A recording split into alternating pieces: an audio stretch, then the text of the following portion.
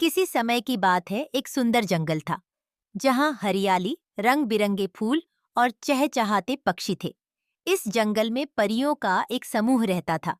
ये परियां बहुत ही सुंदर, कोमल और जादुई शक्तियों से भरी थीं। वे हमेशा एक दूसरे की मदद करती थीं और मिलजुल कर रहती थीं। परियों की रानी, जिसका नाम चांचान था, उनके बीच शांति और प्रेम बनाए रखने का काम करती थी। लेकिन एक दिन दो परियों के बीच अचानक किसी बात को लेकर झगड़ा हो गया। इन दोनों का नाम था रिमझिम और झुनझुन। दोनों ही बहुत शक्तिशाली परियां थीं और उनकी जादुई शक्तियां भी बहुत अद्भुत थीं। लेकिन अब उनके बीच गलत फहमी हो गई थी। रिमझिम और झुनझुन दोनों को जंगल के सबसे सुंदर फूल चुनने का काम दिया गया था। रिमझिम को सफेद चमेली के फूल पसंद थे, जबकि झुनझुन को लाल गुलाब के फूल। दोनों को लगा कि वही सही है और उनका पसंदीदा फूल ही जंगल का सबसे सुंदर फूल है। एक दिन जब चांचान रानी ने परियों से पूछा कि सबसे सुंदर फूल कौन सा है, तो रिमझिम ने तुरंत कहा, चमेली का फूल सबसे सुंदर है। इसकी खुशबू और सफेदी अद्वितीय है। झुनझुन ने गुस्से में जवाब दिया, नहीं, सबसे सुंदर तो गुलाब का फूल है। इसकी रंगत और महक के आगे कोई टिक नहीं सकता। यह सुनकर दोनों परियों के बीच बहस शुरू हो गई। पहले तो बात सामान्य थी, लेकिन धीरे धीरे वह बहस एक बड़े झगड़े में बदल गई। रिमझिम और झुनझुन का झगड़ा इतना बढ़ गया कि बाकी परियां भी उनके पक्ष में बंट गईं।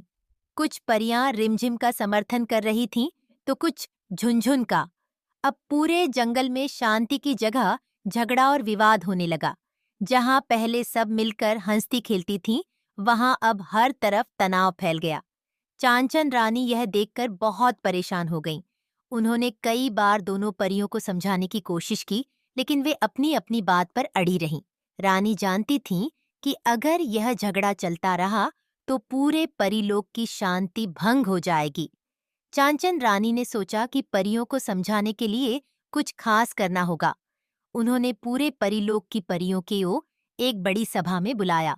वहां उन्होंने कहा, हम सब जानते हैं कि हमारे बीच प्रेम और एकता सबसे बड़ी ताकत है। अगर हम एक दूसरे से झगड़ते रहेंगे तो हमारी शक्तियां कमजोर हो जाएंगी।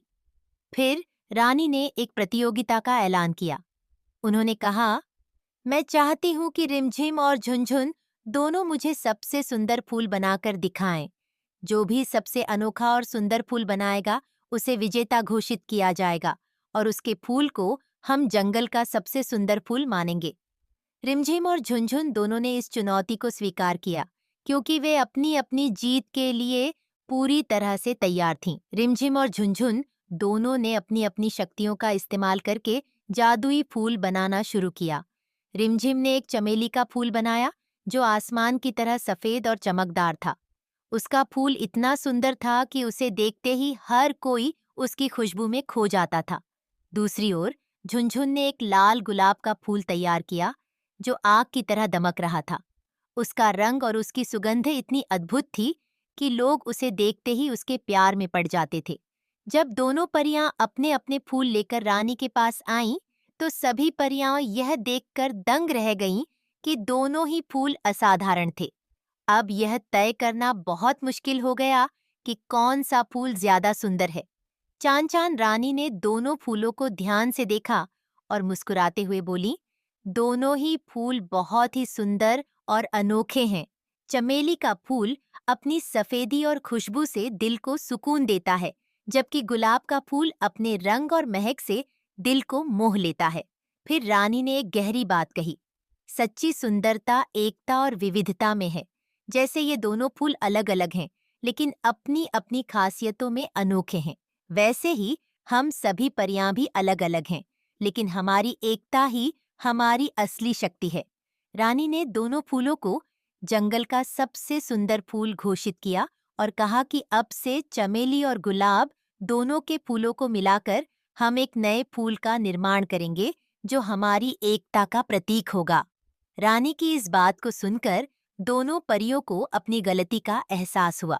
उन्होंने तुरंत एक दूसरे से माफी मांगी और फिर से दोस्त बन गईं। बाकी परियां भी यह देखकर खुश हो गईं और पूरे परीलोक में फिर से शांति और प्रेम फैल गया। रानी चांद चांद की बुद्धिमानी से परियां समझ गईं कि झगड़े से कोई लाभ नहीं, बल्कि एकता में ही सच्ची शक्ति होती है।